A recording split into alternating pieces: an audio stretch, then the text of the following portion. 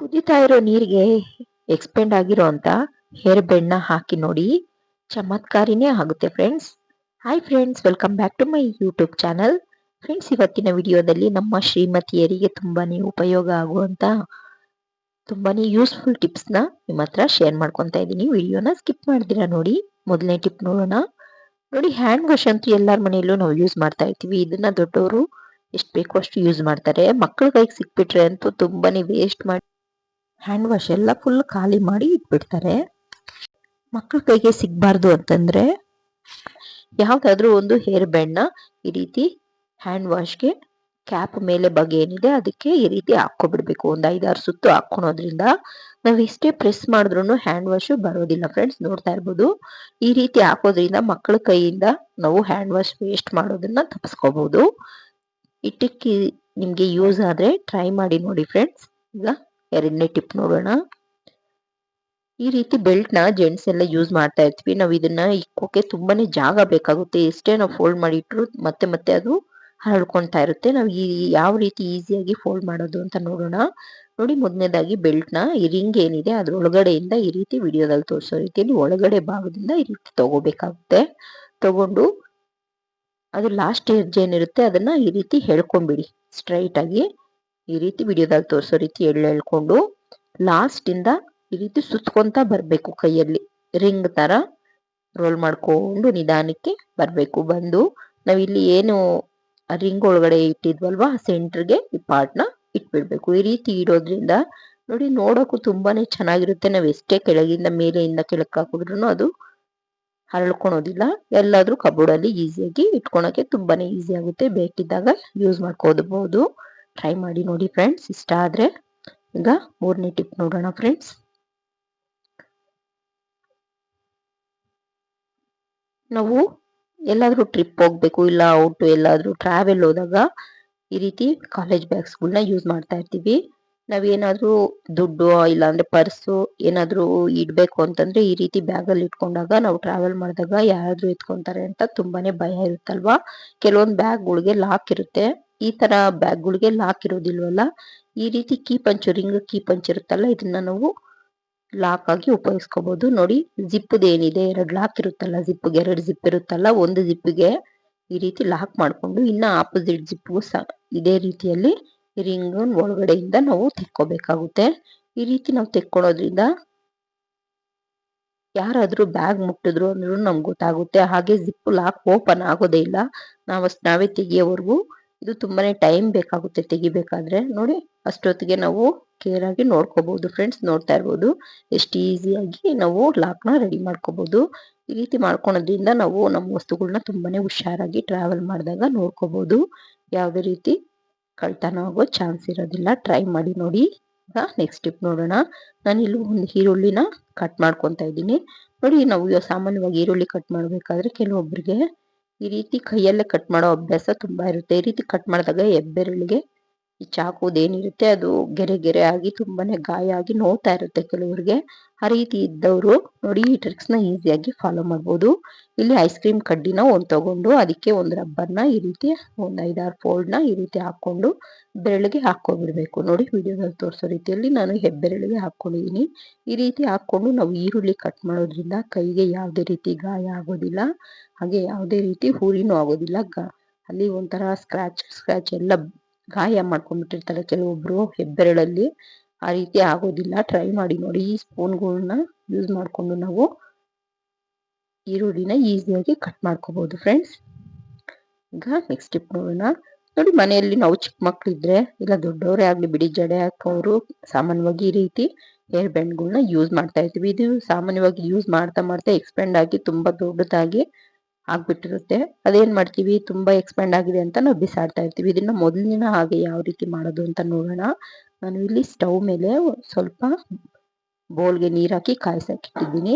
ನೋಡಿ, ಸ್ವಲ್ಪ ಕುದೀತಾ ಇದೆ ನೀರಿ. ಕುದಿಯೋ ಸಮಯದಲ್ಲೇನೆ ನಾವು ಈ ರಬ್ಬರ್ಗಳು ಏನಿದೆ ಇದನ್ನೆಲ್ಲ ನೀರೊಳಗಡೆ ಹಾಕೋಬಿಡ್ಬೇಕು. ಹಾಕೊಂಡು ಫ್ಲೇಮ್ ನ ಸ್ವಲ್ಪ ಹೈಯಲ್ಲಿ ಇಟ್ಕೊಂಡು ಒಂದ್ 5 ನಿಮಿಷ ಕುದಿಸ್ಕೋಬೇಕಾಗುತ್ತೆ ಫ್ರೆಂಡ್ಸ್.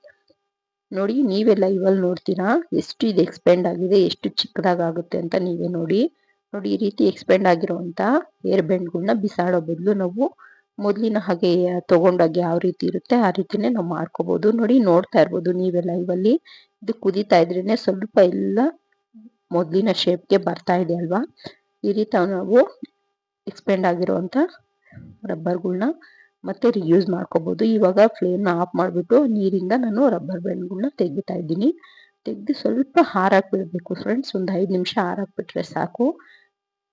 ನೋಡಿ, ನೋಡ್ತಾ ಇರ್ಬೋದು ಮೊದಲು ಯಾವ ರೀತಿ ಎಷ್ಟು ಅಗಲ ಇತ್ತಲ್ವಾ, ಇವಾಗ ನೀವೇ ನೋಡ್ತಾ ಇರ್ಬೋದು ಎಷ್ಟು ಚಿಕ್ಕದಾಗಿ ಆಗಿದೆ ಅಂತ.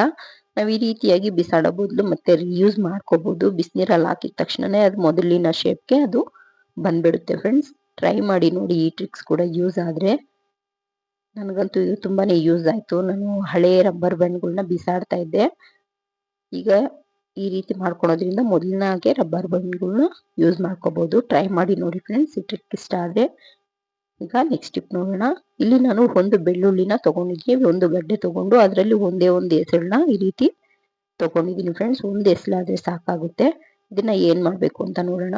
ಇಲ್ಲ ಫೋರ್ಕ್ ಆಗ್ಲಿ, ಇಲ್ಲ ಯಾವ್ದಾದ್ರು ಚಾಕು ಆಗ್ಲಿ, ಈ ರೀತಿ ಬೆಳ್ಳುಳ್ಳಿಗೆ ಚುಚ್ಕೊಂಡು ಸ್ವಲ್ಪ ಸ್ಟವ್ ಅಲ್ಲಿ ಗ್ಯಾಸ್ನ ಫ್ಲೇಮ್ನ ಕಡಿಮೆ ಇಟ್ಕೊಂಡು ಈ ರೀತಿ ಸುಟ್ಕೋಬೇಕಾಗುತ್ತೆ. ಸುಮ್ಮನೆ ಒಂದು ಸೆಕೆಂಡ್ ಸುಟ್ಕೊಂಡ್ರೆ ಸಾಕು, ಕಪ್ಪಗಾಗ್ಬಿಡುತ್ತೆ ಬೇಗನೆ. ಈ ರೀತಿ ಸುಟ್ಕೊಂಡ್ಮೇಲೆ ಫ್ಲೇಮ್ನ ಆಫ್ ಮಾಡಿಕೊಂಡು ಇದನ್ನ ಸ್ವಲ್ಪ ಆರಾಕ್ಬಿಡಿ ಬೆಳ್ಳುಳ್ಳಿನ. ಈ ರೀತಿ ಬೆಳ್ಳುಳ್ಳಿನ ಆರಾಕ್ಬಿಟ್ಟು ನಾನು ಒಂದು ಪ್ಲೇಟ್ಗೆ ತೆಗೆದಿಟ್ಕೊತಾ ಇದ್ದೀನಿ. ಮೇಲೆ ಇರುವಂತ ಸಿಪ್ಪೆನ ತೆಗೆದ್ಬಿಟ್ಟು ಒಂದು ಪ್ಲೇಟ್ಗೆ ಹಾಕೊಂಡು ಈ ರೀತಿ ಯಾವ್ದಾದ್ರು ಒಂದು ಗ್ಲಾಸಲ್ಲಿ ಈ ರೀತಿ ಪ್ರೆಸ್ ಮಾಡಿದ ತಕ್ಷಣ ಅದು ಸ್ಮ್ಯಾಶ್ ಆಗೋಗುತ್ತೆ. ಸ್ವಲ್ಪ ಬೆಂದಿರುತ್ತಲ್ವಾ, ಅದಕ್ಕೆ ನಾನು ಇಲ್ಲಿ 2 ಕಾಟನ್ ತಗೊಂಡಿದ್ದೀನಿ. ಯಾರಿಗೆಲ್ಲ ಶೀತ, ಕೆಮ್ಮು, ಹಾಗೆ ಉರಿಸನ್ನಿ ಇರುತ್ತಲ್ವ, ಕೆಲವೊಬ್ಬರಿಗೆ ಥಂಡಿಗಾಲದಲ್ಲಿ ಶೀತ ಜಾಸ್ತಿ ಆದ್ರೆ ಕೆಮ್ಮು, ಶೀತ, ಹಾಗೆ ಗಂಟ್ಲು ನೋವೆಲ್ಲ ಬರ್ತಾ ಇರುತ್ತಲ್ವಾ, ಕಿವಿಯಿಂದ ಎಲ್ಲ ನೋವು ಬರ್ತಾ ಇರುತ್ತಲ್ವಾ, ಅಂಥವ್ರಿಗೆ ತುಂಬಾನೇ ಬೇಗ ರಿಲೀಫ್ ಸಿಗುತ್ತೆ ಫ್ರೆಂಡ್ಸ್. ಬೇಕಿದ್ರೆ ಟ್ರೈ ಮಾಡಿ ನೋಡಿ.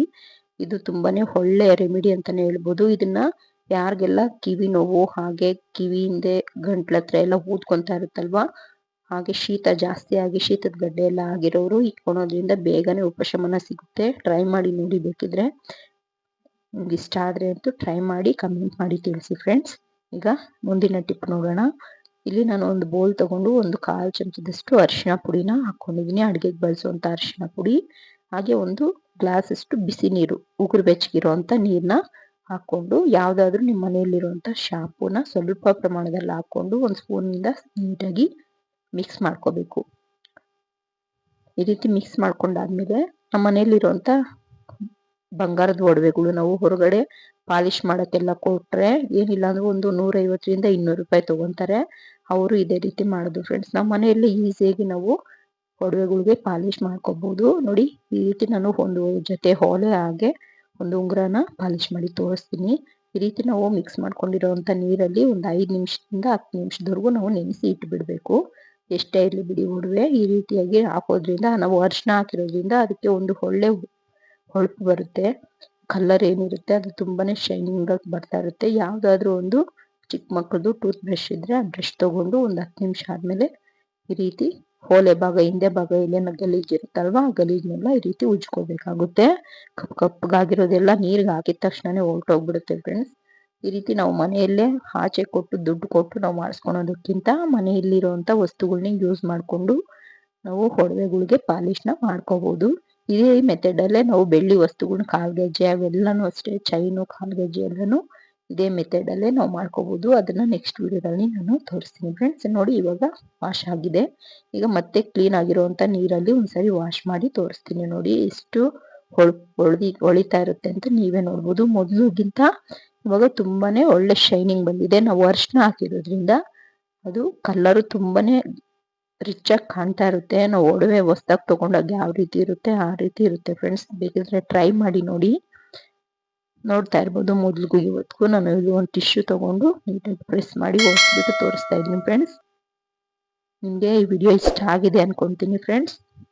ವಿಡಿಯೋ ಇಷ್ಟ ಆಗಿದ್ರೆ ಅಂತೂ ಪ್ಲೀಸ್ ನನ್ನ ಚಾನಲ್ಗೆ ಸಬ್ಸ್ಕ್ರೈಬ್ ಮಾಡಿಕೊಂಡು ಪಕ್ಕದಲ್ಲಿ ಬರುವಂಥ ಬೆಲ್ ಐಕನ್ನ ಕ್ಲಿಕ್ ಮಾಡಿ, ಆಲ್ ಅನ್ನೋ ಆಪ್ಷನ್ನ ಕ್ಲಿಕ್ ಮಾಡ್ಕೊಳ್ಳಿ. ಇದರಿಂದ ನಾನು ಮಾಡುವಂಥ ಪ್ರತಿಯೊಂದು ವಿಡಿಯೋ ನೋಟಿಫಿಕೇಶನ್ ನಿಮಗೆ ಮೊದಲೇ ಬರುತ್ತೆ ಫ್ರೆಂಡ್ಸ್. ಪ್ಲೀಸ್ ಸಬ್ಸ್ಕ್ರೈಬ್ ಮಾಡ್ಕೊಂಡು ಸಪೋರ್ಟ್ ಮಾಡೋದನ್ನ ಮರಿಬೇಡಿ. ಇಷ್ಟ ಆದರೆ ನಿಮ್ಮ ಫ್ಯಾಮಿಲಿ ಫ್ರೆಂಡ್ಸ್ಗೂ ಶೇರ್ ಮಾಡಿ. Thank you.